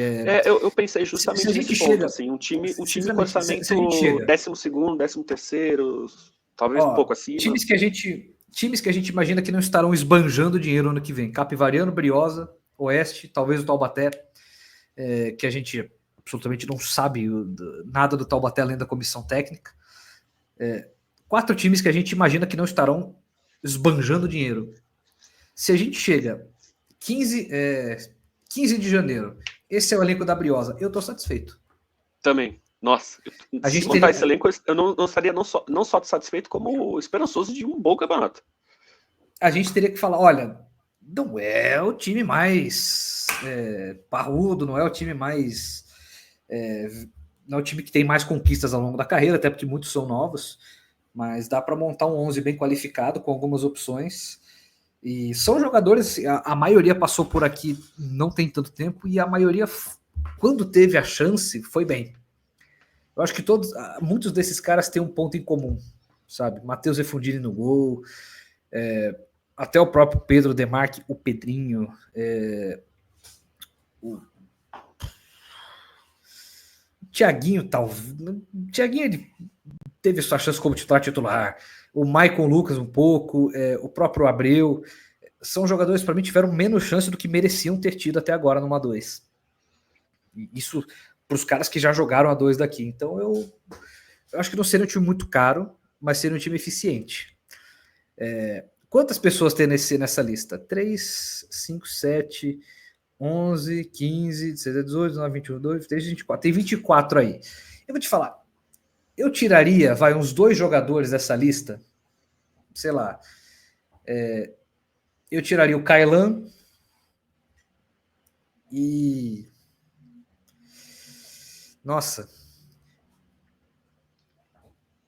Eu tiraria o Kailan e ou o Rafael Leite, ou o Rafael Lucas, ou o Alan Leite, um dos dois, para trazer caras mais veteranos da divisão. Pensando se esse time fosse jogar uma 2.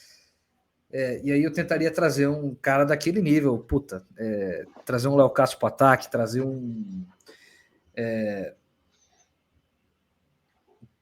pensando ali no meio,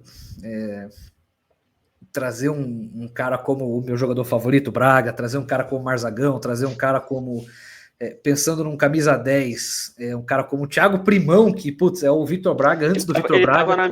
Eu montei uma pré-lista, ele estava nela. Sabe, trazer uns jogadores um pouco mais veteranos é um time que para mim daria liga. É um time que daria jogo. E quem sabe, né, não seja essa abordagem que os times com menos investimento nessa 2 sigam. Seria uma abordagem interessante. Lorenzo, chega por hoje? Chega por hoje, acho que foi um bom programa, né? Então eu vou tirar sua convocação daqui. Tira.